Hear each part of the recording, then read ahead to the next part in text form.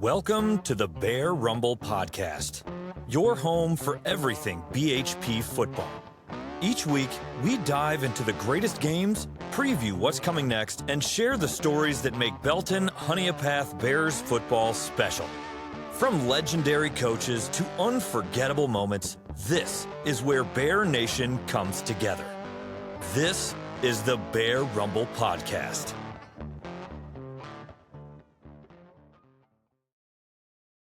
Welcome back, Bear fans, to another episode of the Bear Rumble Podcast. I'm your host, Kayne Evans. We have a great episode for you this week. We'll be joined by that defensive mastermind himself, Jared Jennings, the defensive coordinator for the Bears. He's also the head girls softball coach for BHP. We'll be hitting on both of those with Jared tonight. Then we'll also review last week's regular season ending game against the Walhalla Razorbacks. And then we'll talk about preview this upcoming week's round one playoff game against the Palmetto Mustangs. But with that, let's go ahead and jump on in with Coach Jennings. All right, Bear fans, this week we have Coach Jared Jennings with us, defensive coordinator, head girls softball coach. We're even going to touch on that, hopefully, as we talk with him, but excited to have Jared with us and excited to kind of pick his brain tonight. Thanks, Jared, for being with us this week. Yeah, man, I appreciate you having me here. Thank you. Yeah, man, we're excited. I had to cut my questions down. There was a lot of questions I wanted to ask you. Might have to have you on later, really dive into this defense because it's there's a lot to talk about. So hopefully we can hit on some of that later tonight. But first, I want to start on maybe a little bit of your background. BHP player, I'm going to say a lot of these things. I'm not going to make you agree with me or not, but I think it's true. One of the best linebackers to come out of BHP, still holds some of the BHP defensive records, that sort of thing. Talk to me about how it is coaching at your alma mater, coaching the group that you had such success playing as a Bear, and now what it is coaching that defense that you did so much for while you were here at BHP. Yeah, I mean, BHP is a special place. Obviously, I went on to college and started at Tech, and then finished at Anderson University. And Coach Blackson actually had his health issue, and that was my freshman year of college. And his mom actually came up to me and was like, "Hey, Coach has done a lot for you. Why don't you come back and help out while he's out or whatever?" And honestly, that's kind of how I got my start into coaching. Came back and helped out with the JVs because they had to have a few people kind of move around on staff at the time. And just jumped right in, volunteered for a couple of years, and then went from a volunteer to the JV defense coordinator to the JV head coach, and moved my way up to become the defensive coordinator. I think I started in 2018 was my first year doing that. But like I said, BHP is a special place. Had a ton of memories playing there. Got a ton of memories now as a coach. But just the pride in the program that the fans take. The people that played here. And just trying to have a positive impact on kids that coaches had on me. I think back, Coach Blackson being one of them, Coach Williams being one, Tim Coates. He coached so many good linebackers in his time. Just trying to keep the tradition going, I guess. Yeah, I'm glad you mentioned those last two. I had a question about Coach Williams, but I'm glad you talked about Coach Coates as well. Talk to me about those two guys. Coach Williams, a lot of people, me included, one of the best defensive minds in high school football during his time. Coached a lot of great players, a lot of great defenses. Talk to me about what you took from learn under him and under Coach Coates that you may be using now as you're the head guy on the defensive side. Yeah, I mean, like I said, both of those guys to me taught me a lot from early age. They actually both coached me in baseball too. When I started in the seventh grade, Coach Coates was my JV coach. Coach Williams ended up, he was my baseball coach for 6 years and the defense coordinator for 4 years. So I spent a lot of time with both of them, 6 years basically. Both of them were great coaches. They expected a lot out of you, but they poured a lot into you too. They both were hard workers, weren't going to be outworked. That was one thing that I can say about both of them, that they were going to make sure to try their best to put you in the best place possible to be successful, you know. And Coach Williams, he definitely was a great defensive coordinator, taught me a ton just about the fundamentals of defenses as a player. And then when I started first coaching, you know, actually learning truly about the schemes of the defense and not just a linebacker play, I guess, when I played. And learning the fronts and the coverages and how they matched and that kind of stuff. You know, they, like I said, they both helped me get to this point, and both still talk to them and have a lot of respect for them, you know, to this day. Like I said, I shout out to both of them. I appreciate them a whole bunch for what they've done for me in my playing career and my coaching career. So, yeah, I've been yelled at by both of them plenty of times, so I'm sure we got that in common. I can hear Yeah. Coach yelling at everybody at one point. Do you ever find it hard coaching these linebackers where you're here? Let me show you how I do it, or do you just Yeah, is it well, teaching? I guess times have changed, man. You know, football's changed from when you and I played. You know, so the linebacker play from when I played was downhill as fast as you can right now. You know, and sometimes that still works depending on week to week. But you know, a lot of linebacker play now is more sideline to sideline, playing more spread offenses and that kind of thing. So just defenses in general, in my opinion, have evolved. You know, a lot.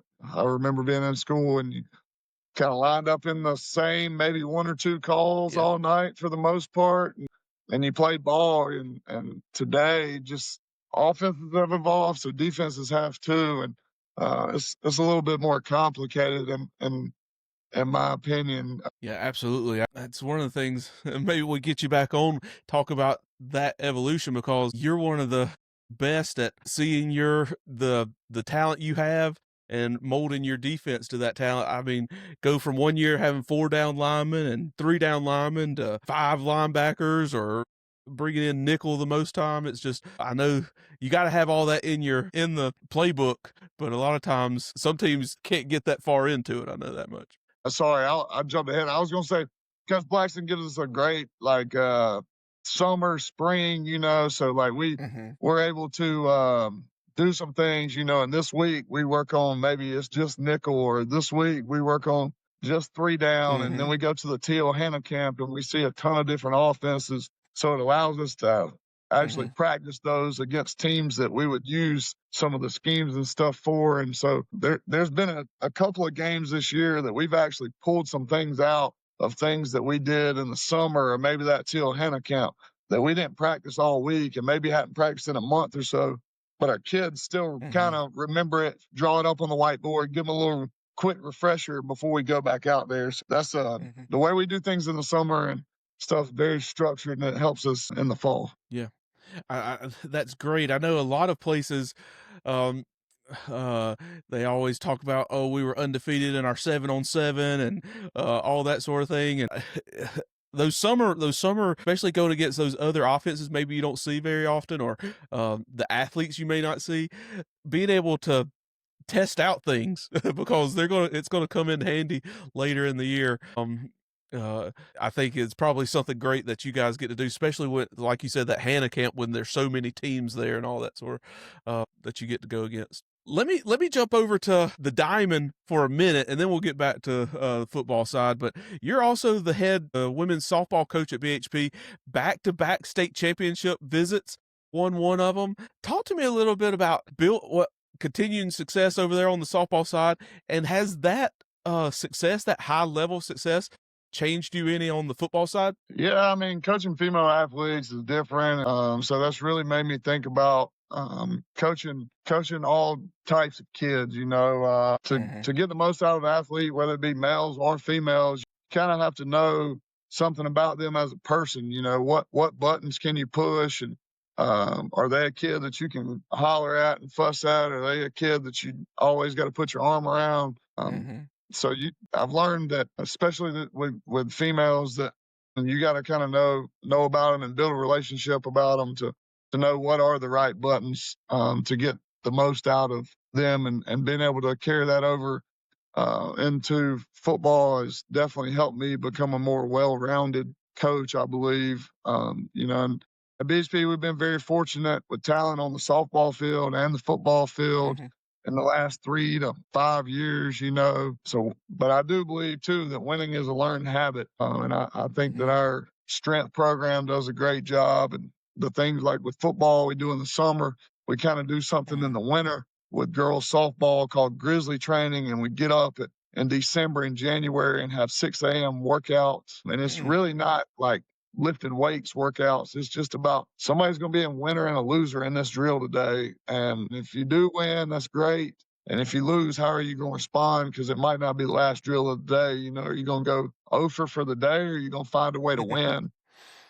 Mm-hmm. And then in softball too, there's a lady that she's come and helped be our mental coach, and she taught me a tremendous amount. She's got a couple books that I've read. Her name's Tammy Matheny, and she's given our kids a lot of great things of helping them with the mental side of sports, whether it be coming back from injuries, you know, or just having a little self-talk before you step onto the mound pitching or step into the box as a hitter. And that's kind of helped me too as a coach, and honestly kind of put me in some creatures of habit, I guess. Before I go out, you know, I kind of got some things that I do every Friday during my work day, or every Friday Mm-hmm. once I get to school, just kind of, I guess, a little OCD kind of. Is that routine once you get used to winning, especially when you start seeing these things that add up to it? It's always good to keep that going.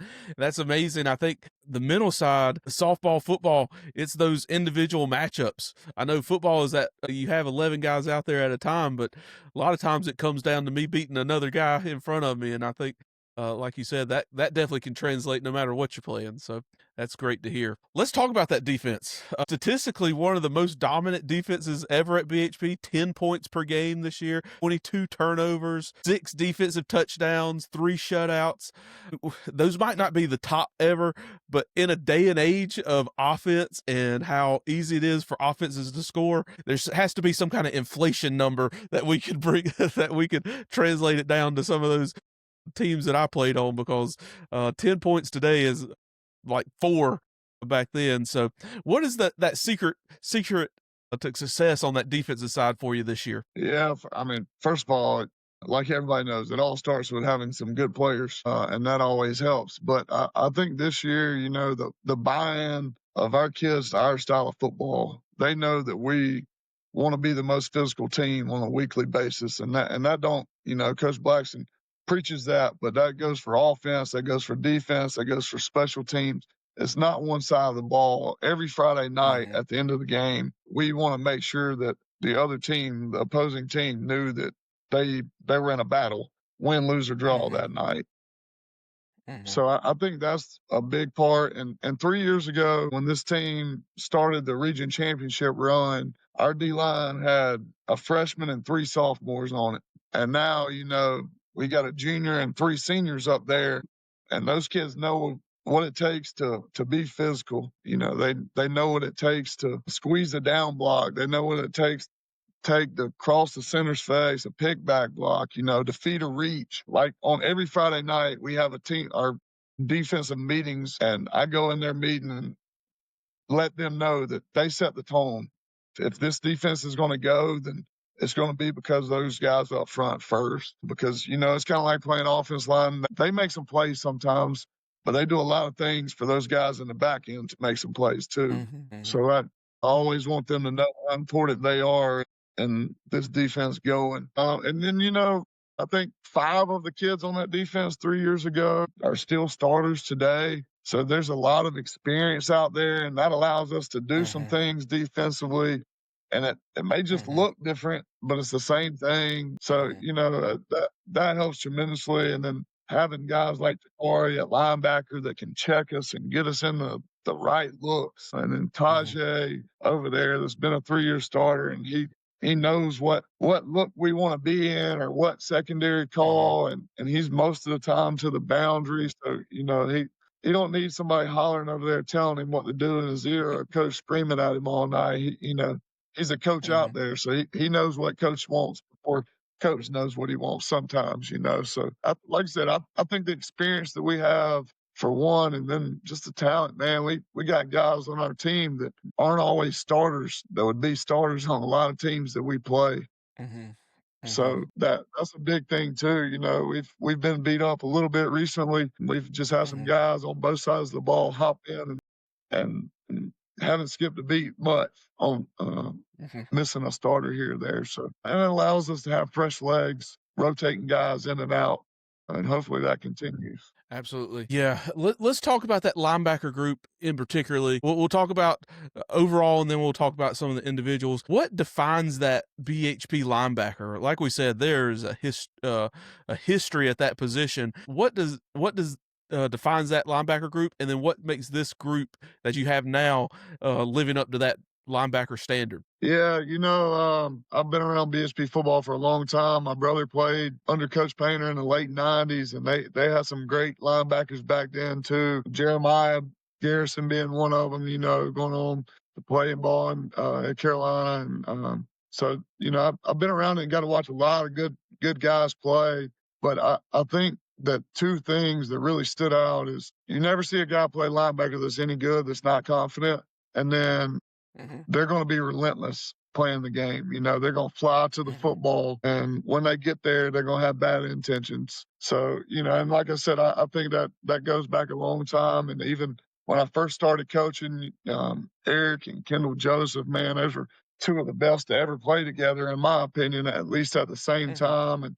And I've been very fortunate to in my time to coach some really good players as well. When I first started, you had Jalen Gear and Joseph Sloan. Mm-hmm. We just kind of every year you've had a guy or two since I started to been a typical BHP linebacker. And like I said, Mm-hmm. those two words kind of stand out to me. They're confident and making the right calls, and that they're going to make the play. I'm better than you, almost arrogant kind of.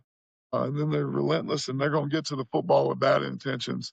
And you know, I think all that comes from most of those guys always have loved the process. They like being in the weight room. They like watching film. They like practicing football. So I just think those things kind of stand out to me just about a BHP linebacker in general. Absolutely. Let's talk about those individual guys.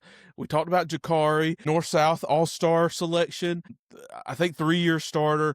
Personally, I believe one of the most athletic linebackers that BHP's had. And then we talk about KJ Miles, maybe not that traditional BHP linebacker, but really for what he does, puts his nose in the run game, can cover. And then we talk about Ty DeBose. He had a role last year, but really took maybe the largest leap of anybody coming into this year. Talk to me about those three guys individually and what they do for this defense. Yeah, I mean, Jakari, starting off with him, like I said, he's a 3-year starter, a very smart football player, and he makes big plays defensively. You know, I don't know the exact number, but he's had probably 4 or 5 touchdowns on defense in his career, and then he goes over and plays offense, a receiver, and catches slants and fades and stuff over there. So that just tells you how athletic he is, you know, and being able to run sideline to sideline from the middle linebacker spot is always an advantage, whether it be in the run and then in the passing game too. You know, he's long, 6'1" or taller, and plus 200 pounds, so he can run and go out there and cover people man to man and stuff. So, you know, we don't always have to protect the Mike linebacker like some teams do. We can let that guy go and play. And then KJ, man, he's a ball of fire. You know, he is a smaller guy in stature, but he's going to throw his body around. Last week we sent him on a blitz, and he gets flipped jumping up in the air on a quick screen outside. You know, but he's going to lay his body on the line every week for his brothers. And he's good in the passing game, but like I said, he's good in the running game and can blitz and cause some havoc that way too. So he's allowed us to change our defense a little bit, having a more speed, athletic linebacker at that Sam Nickel spot than what we've been kind of used to. But he's done a great job for us this year, transitioning him from a safety to a linebacker. And then Tyler Bowes, like I said, he was a role player last year, kind of a backup linebacker, played on some special teams, but did a great job of learning from the guy, learning the system, and honestly now I don't know if there's a call that he can't tell you what every person on our defense is not supposed to be doing at all times. Whether it's Mhm. the backside safety, the field corner, the rush in, whatever the case may be, you ask him, and he's probably going to be able to tell you what every single person on defense is supposed to be doing on every call. So once again, just having an intelligent football player that's long and can run, man, and he's going to have a Mhm. bright future ahead of him as he's got another year left. Absolutely. You're exactly right. That long, I can remember a couple of those interceptions they had. One at Lawrence, he was like a tree out there in the middle and just take it and run straight up the middle and score a touchdown. He hasn't lobbied Coach McLean or Coach Jenkins about getting some passes on the offense like Jakari has he? No, he hasn't yet, but he can run. I'll give him that. He can do that. There you go. All right, let's talk about. I got a couple more. Let's talk about that defensive strategy. You talked about that defensive line and how it sets the tone for the defense. Kylan Dixon, another North-South All-Star there at that level. But talk to me about all three levels, how all three of them play together, and how they all dominate in their own like separate ways. Yeah, I think to start with, these kids put a ton of time into this football program and being great. So they spend a year round together for the most part, and building that trust in the weight room and making or building relationships on and off the field. And I think that helps their confidence, as a defense as a whole, knowing that they're going to play hard because the person beside them they care about. So I Mhm. think that's one of the first things. And these kids, like I said, that defense line, selfless, man.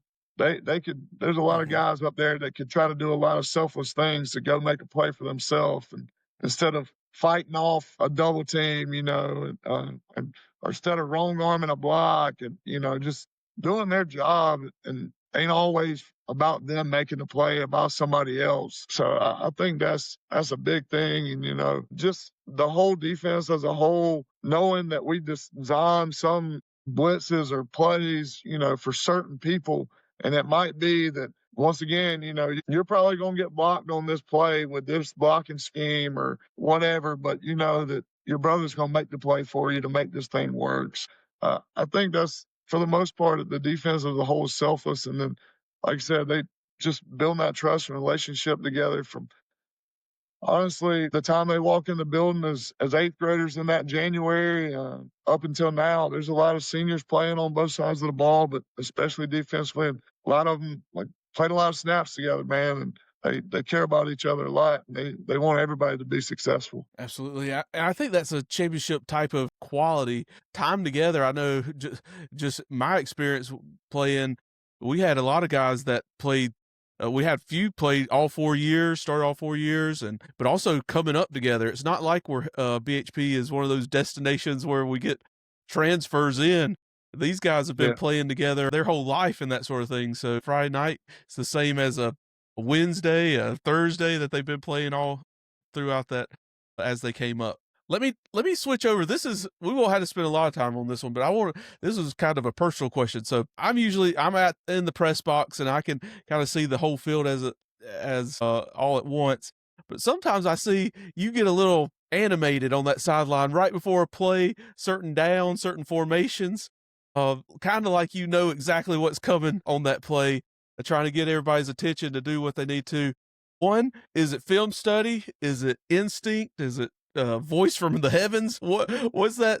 How do you have that kind of intuition come on some of those certain plays? Yeah. I mean, sometimes honestly, it's probably we lined up wrong, but so we trying to get lined up right before the snap of the ball. And so I'm Okay. going a little crazy, Coach Lowe and Coach Wade up there in my ear screaming about somebody not doing or lined up correctly.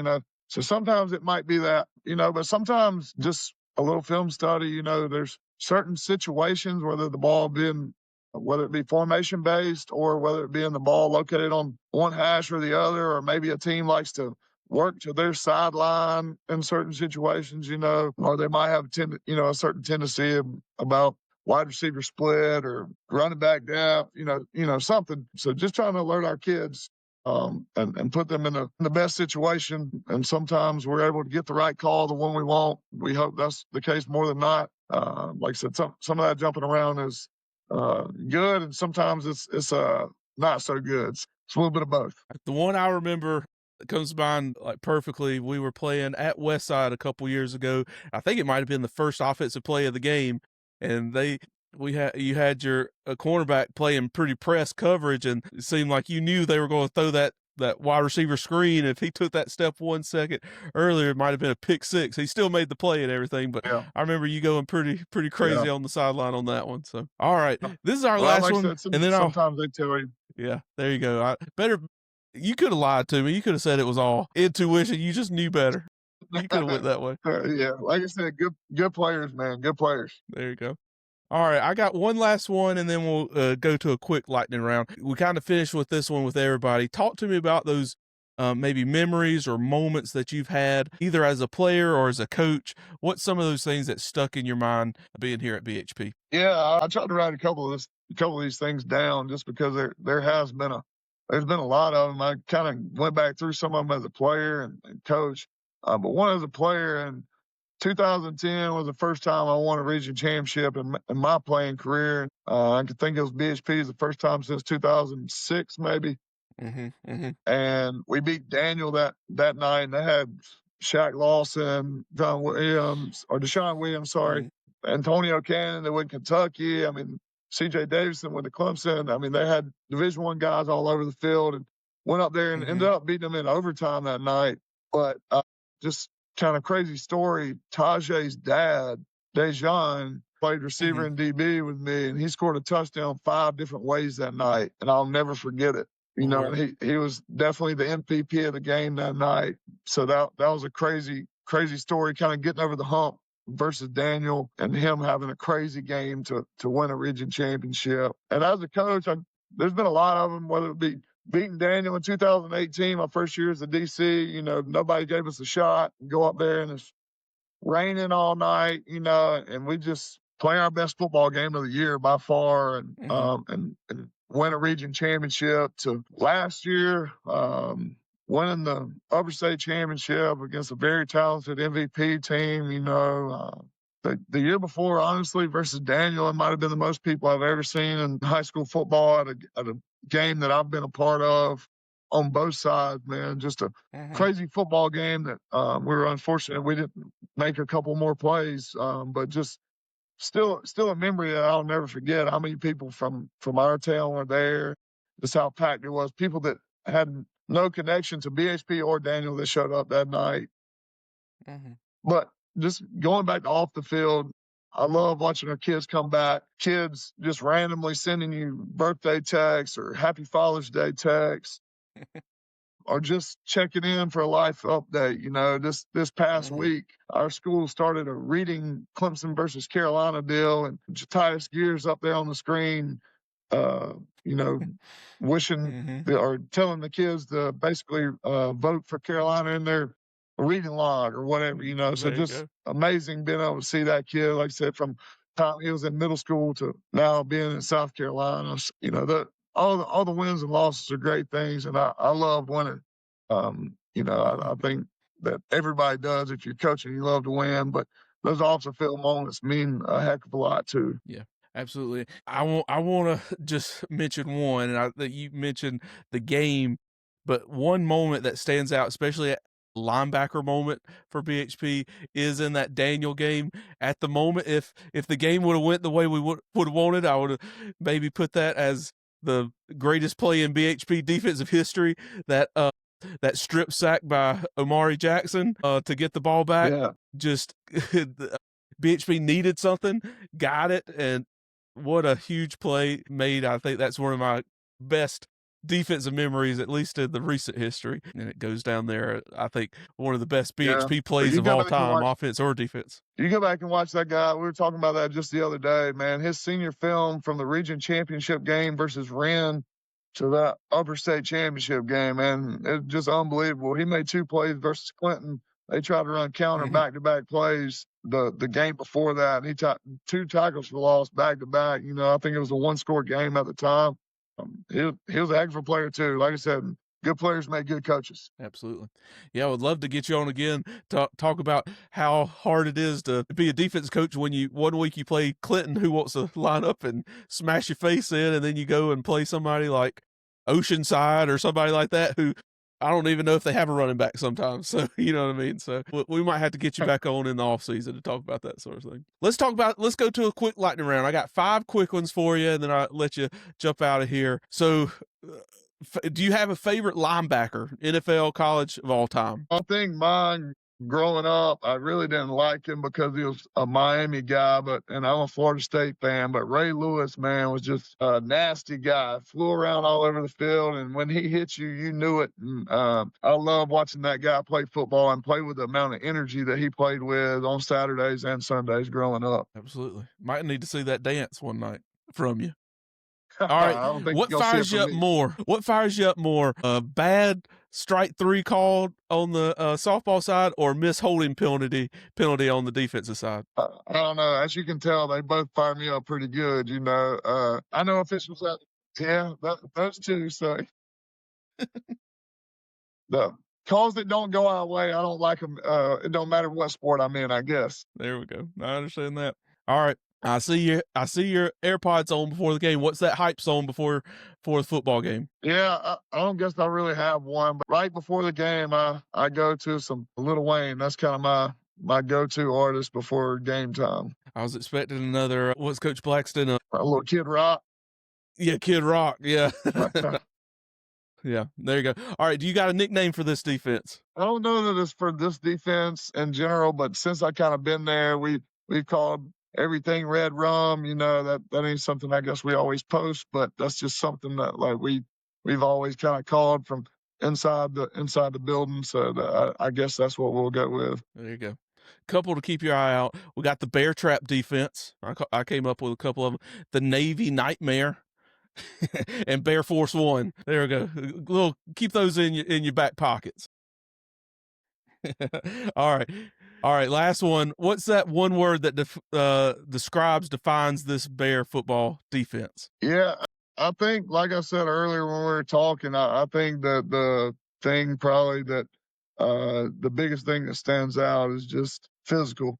You know, that it all starts with those guys up front being physical, but with them being physical, it allows us to be physical at the second level with the linebackers and safeties. And then, you know, I mean, you'll see in certain formations, our corners come in there and wrong arm pullers and spill people. You know, I'll never forget last year when we were playing MVP and one of the first plays of the game, Taylor McGill went to go kick out Maricus Cowan, and he hit him the first, like I said, one of the first plays of the game. And it just gets you going. Like I said, just selfless because you knew that guy wasn't going to make the play, but he was doing what he had to do for his brother to make the play behind him. So I would say that's it, though, physical. Absolutely. And I think that defines a defense under you. And I know it's a defining point for the BHP football team as a whole. It goes top down, but really what BHP defense throughout the years is that physicality, and I think you're putting one of the top ones in BHP history out there, and it's impressive. I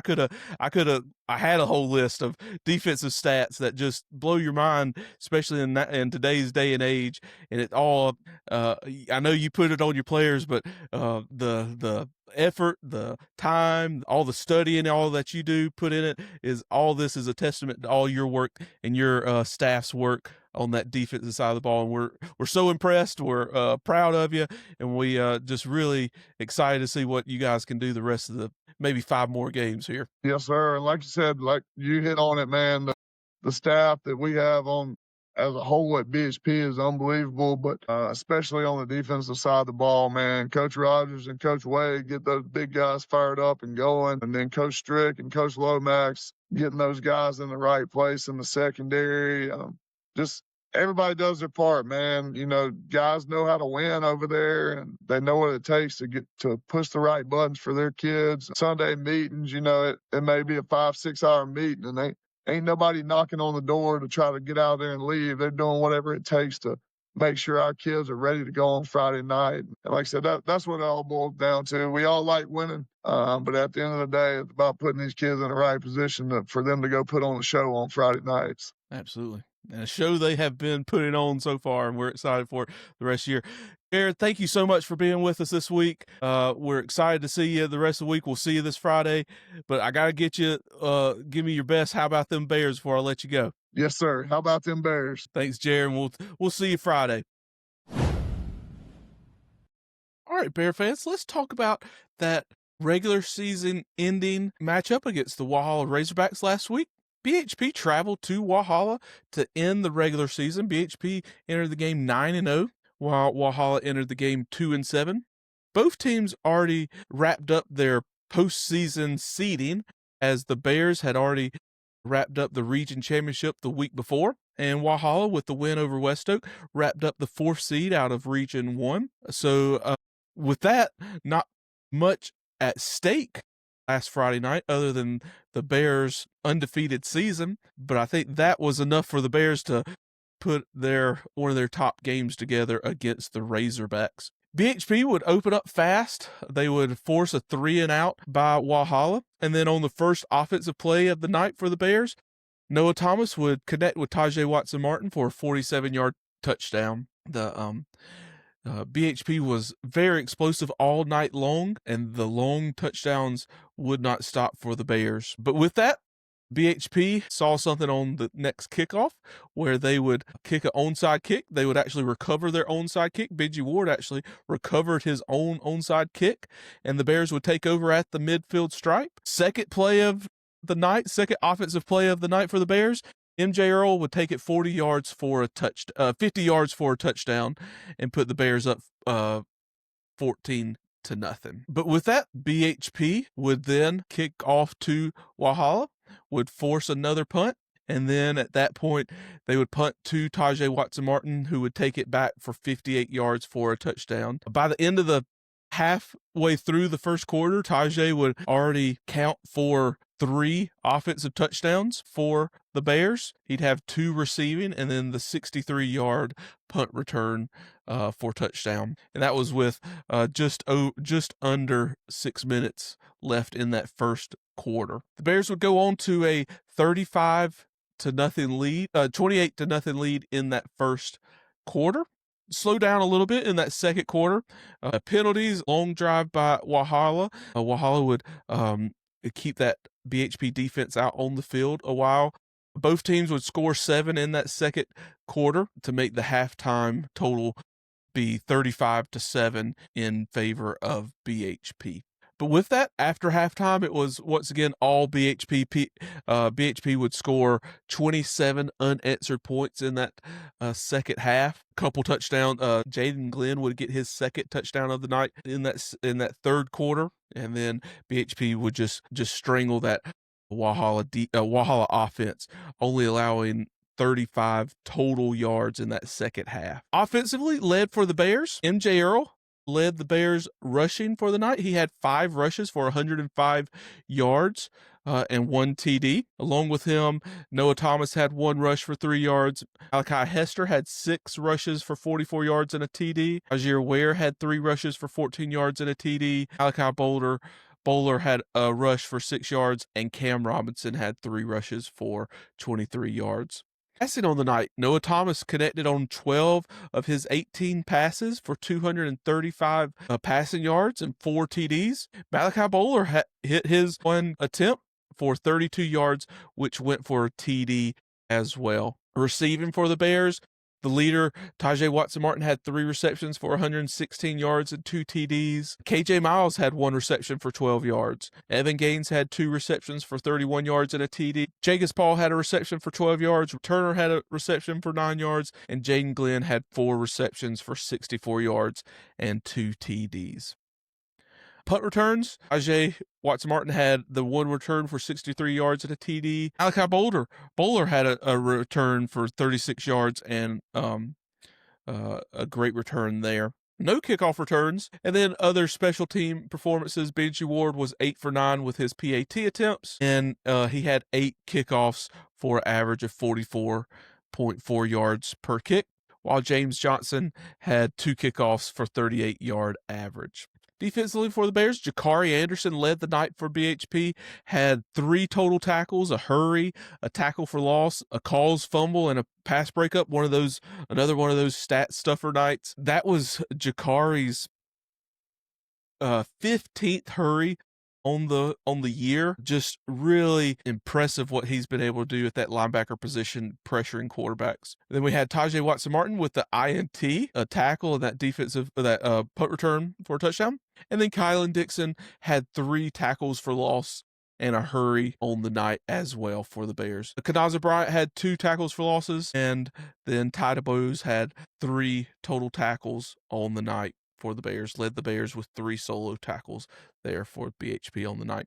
BHP got a lot of players in on the game. Had Emerson Goodwin, Grady Melton, Holden Chandler, all had great games on that defensive side, along with Christian Brown, Leland Labura, and DeJuan Walker, all having great nights for that defense as a whole. But with that, the Bears would go 10-0 on the season, only the 5th time in BHP school history that BHP's had an undefeated regular season. Along with that, BHP now is averaging 50.2 points per game while only allowing 10.1. So that's a 40.1 point differential. That's the highest of any regular season team in BHP history. Here's some season stats for you for BHP after the regular season. BHP has rushed for 2,242 yards on the ground on 304 attempts. That's 7.4 yards per carry. They're averaging 224 yards per game, and they've scored 36 total rushing TDs. Passing, BHP's had 1,773 passing yards on 177 attempts. That's a 10-yard pass average per catch, per pass, and then they have a 15.4 average per reception. They've averaged 177 yards per game, and they've scored 27 passing TDs. So that's 63 total offensive TDs for the Bears. BHP's averaged 8.35 yards per play this year and have gained 4,015 yards on the season. Turnovers, this is a big stat both for the offense and defense. BHP's only had 7 turnovers this year, while the defense has forced 22 turnovers on the season. With that, leading rusher MJ Earl has 89 rushes for 760 yards. That's 8.5 yards per carry. He also has a 15 rushing touchdown for the Bears. Along with him, Noah Thomas has 46 rushes for 483 yards per rush and 8 TDs. BJ Anderson has 38 rushes for 226 yards and 3 TDs. Malachi Hester has 33 rushes for 190 yards and 3 TDs, along with Tajir Ware, who has 34 rushes and 227 rushing yards with 2 TDs. And then Cam Robinson, who has 36 rushes for 219 yards and 2 TDs on the ground for the Bears. Leading passers, Noah Thomas, he has 114 completions on 172 pass attempts for 1,741 total passing yards. Only has 3 interceptions on the year, along with 26 passing TDs. What a ratio there for the Bears for Noah. And then receiving for the Bears, Tajay Watson-Martin leads all Bears with 36 receptions for 802 receiving yards. That's 21.7 yards per catch. He also has 9 offensive TDs. Along with him, MJ Earl has 9 receptions for 134 yards and 2 TDs. Evan Gaines has 10 receptions for 157 yards and 3 TDs. Jacobs Paul has 16 receptions for 143 yards and 3 TDs. And Nick Sargent has 6 receptions for 55 yards and 2 TDs. And then Jaden Glenn has 18 receptions for 250 receiving yards and 5 TDs on the season. Also, on the special teams side, Benji Ward has made 59 of his 64 PATs. Along with that, he's 2 for 3 in his field goal attempts. And then punting, Noah Thomas has 10 punts for 37.3 yards average. Rhett Turner has 2 punts for 37.5 yard average. And kickoffs, B.J. Ward has 77 kickoffs for 46.6 yard average with 7 touchbacks for the Bears. With that, on defense for the season for the Bears, Ty DeBose leads all defenders with 30 solo tackles. Along with that, Jakari Anderson leads the team in assisted tackles with 29. Ty DeBose also leads in total tackles and total assisted tackles. 3 Bears have 8 tackles for loss on the season. Ty DeBose, Kanaza Bryant, and Kylan Dixon all have 8 tackles for loss for BHP. We also have 3 Bears that are tied for most sacks on the team. Ty DeBose, Kylan Dixon, and Ty Rainey all have 3 sacks for the Bears on the season. Jakari Anderson leads the team in hurries with 15 quarterback hurries on the season. KJ Miles has caused the most fumbles. He's caused 3 fumbles, while Jakari Anderson has recovered the most fumbles, 3 fumble recoveries. Tajay Watson-Martin leads the team in interceptions. He has 3 interceptions on the season. Then we have 3 Bears that have 4 pass breakups leading the team. KJ Miles, Jakari Anderson, and Christian Brown all have 4 pass breakups lead for the Bears. KJ Miles has 2 block kicks this season. Tajay Watson-Martin has 2 defensive touchdowns this season. And then Ty DeBose leads the team in defensive points at the end of the regular season with 273 points of defensive points this season. We could go on, and we'll probably do that as we wrap up the season at the end of the season with some more in-depth, but that gives you an overview of where we are at the end of the regular season, a dominant regular season for the Bears. Expecting this dominant performance to extend into the playoffs. We're so excited to see what the playoffs hold for the Bears. And with that win, and the Bears go 10-0, that sets up a matchup, a rematch from an earlier year matchup, as the Bears will take on the Palmetto Mustangs in round 1 of the 3A playoffs this week. And with that, let's go ahead and jump over and preview that matchup coming up. All right, Bear fans, let's take a look at this week's matchup against the Palmetto Mustangs, as BHP will host round 1 of the 3A playoffs against the Mustangs. This is a rematch against Palmetto. BHP won that matchup 49-0. BHP will come into the game 10-0 on the season, while Palmetto comes in with a record of 1-9. Their 1 win coming against Carolina Academy in region play, which put Palmetto 5th in their region, which gave them a matchup against the Bears. The Mustangs opened the year with 5 consecutive losses, starting off to Wren, Travelers Rest, and others, and then they had the win against Carolina Academy, and then ended the season on a 4-game slide as they lost the last 4 games coming into the playoffs. As I said, this is a rematch of a week 4 game where BHP hosted the Mustangs. In that performance, BHP was led rushing by MJ Earl, who turned out 126 rushing yards and 3 touchdowns against Palmetto. And then Noah Thomas was actually perfect on the night. He was 8 for 8 with 85 yards and 2 touchdowns through the air. And then just a dominant performance by the defense, where they held Palmetto to 47 total yards in the game, led by Kylan Dixon, who had 2 sacks and caused a fumble that night as well. The previous matchup absolutely went away BHP, as have most of the other matchups as BHP's taken on Palmetto. Only in BHP history, Palmetto's only won 7 matchups total against the Bears. But with that turns the attention once again to BHP being focused. Now that the regular season's over, these games in the playoff add a new dimension of urgency, of intensity, all things that BHP has to focus on this week. It's hard to beat a team twice. They know what to expect now. You know what to expect, but you also, with such a big win on the BHP side, you cannot let a guard down. You can't expect an easy win. BHP has to live up to that BHP Bear standard.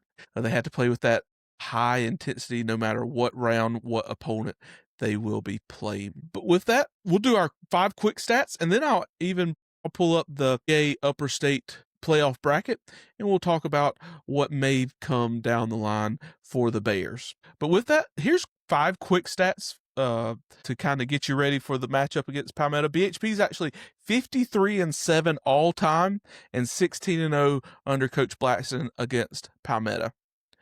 BHP is 33-31 all time and 19-14 under Coach Blackson in playoff games.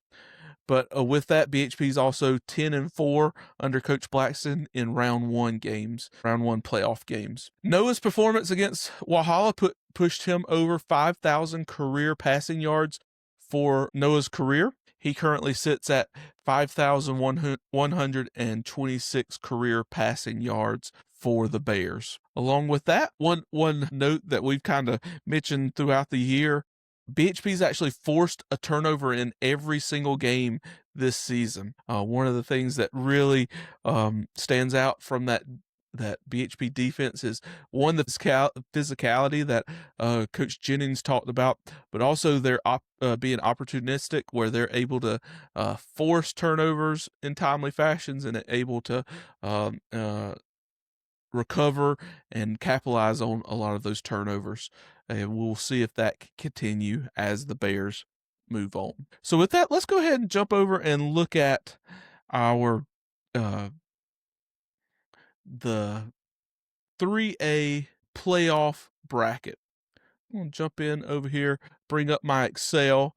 So with this, we'll be in round 1 here. BHP is down. They're the 3rd overall seed. These overall seeds are predetermined before the beginning of the year. So Region 1, the winner out of Region 1 was automatically the number 1 overall seed. If Powdersville wins throughout, they will have home field advantage all the way through the state championship. Woodruff, the number 2 overall seed here on the lower part of the bracket, they will have home field as long throughout up until the upper state championship. BHP is number 3 overall seed, the first seed out of Region 1. And those, like I said, those overall seeds, they rotate year to year, going to the different regions each year. But we'll go ahead and start up at the top. Powdersville will open up with a region foe. So they've already played Carolina Academy in region. Powdersville will host Carolina Academy in their first round matchup. 2 teams BHP's played this year. Pendleton will be at Broome. So Pendleton will have to go on the road to Broome to face the Centurions there. Mountain View Prep will host St. Joe's, the coming out of Region 2, the fourth seeded team out of Region 2. Union County will travel to Crescent. Crescent got a late score to beat Pendleton to solidify that number 2 seed out of Region 1. So they'll host the Union County Yellow Jackets. The matchup we've been talking about, BHP will host Palmetto in this first round. Then Chapman, another team that we've played this season. Chapman will go on the road to Southside Christian. Southside Christian, the number 2 seed out of Region 2, will host the Chapman Panthers. Christ Church will host Walhalla. Walhalla, the number 4 seed out of Region 1, will go to Christ Church. And then West Oak, the number 5 seed out of BHP's region, will go to Woodruff.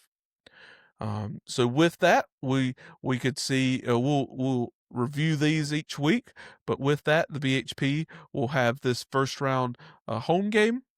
If they win that, if BHP does win that, they will have the second round home game against the winner of Chapman versus Southside Christian. And then in the third round, depending if Woodruff has won their first 2, they would be at Woodruff in that third round. But we'll highlight this each week as we go through the playoffs. On the lower, we will go through the lower state as well. Some of the teams that BHP may be looking to face if they make it to the state championship. Oceanside Collegiate, the team BHP played last season in the state championship, will take on Georgetown. Marlboro County will take on Swansea. This is one Marlboro County will travel to Swansea. Silver Bluff, the number 2 team out of that Region 4, will host North Charleston. Fox Creek, who had an undefeated non-regions slate, finished 5th in that Region 4, will travel to Dillon. Loris, one of the highest power offenses in the whole state, will host Battery Creek. Keenan will travel to Orangeburg-Wilkerson. Hanahan will host Waccamaw. And then Aner will travel to Newberry in that first round matchup. Just as in the upper state, Oceanside Collegiate will have home field advantage all the way to the state championship if they continue to win. Newberry will have home field up until that lower state championship if they continue to win. And then Loris here will have home field in the first and second round if they continue to win. So with that, it'll be great to see what BHP does this Friday night against the Palmetto Mustangs. It'll be great to have Bear fans back at home cheering on the Bears. As you saw, there could be a couple more home games depending on who wins and who doesn't, but we can't take that for granted. You want to make sure you show up and be loud for these Bear players each and every round as the Bears make a march to that state championship, hopefully in December. But with that's the preview of this week against the Palmetto Mustangs. And we just hope that you show up and be loud for these Bear players as that playoff march starts. All right, Bear fans, thank you again for joining us once again on the Bear Rumble podcast. We thank Coach Jared Jennings for being with us this week. Great insight. We really enjoy learning about this dominant defense and him taking the time to give us some insight on that and the players that he has under his tutelage. We thank you, Bear fans, for joining us, for subscribing. We ask that you do subscribe and tell others about the podcast. We also say follow us on thembears.com. That's where we house all of our season, individual, and historical stats. We also have historical records, along with each week we post a long form blog post where we talk about more in depth on the previous game, the upcoming game. We even give more of those quick stats, and you even get a prediction from myself. Also, follow us on any of those social media accounts. On Friday night, on X, we live tweet the game where we have the highlights, the stats, and the scoring plays, that sort of thing. And then on Facebook, we'll provide the end of game stat line along with the outcome and the highlights there. But with that, thank you again for joining us, and we're excited that we're made it to the playoffs. We're excited to see all you Bear fans at BHP this Friday night. And let me leave you one more time with, how about them Bears?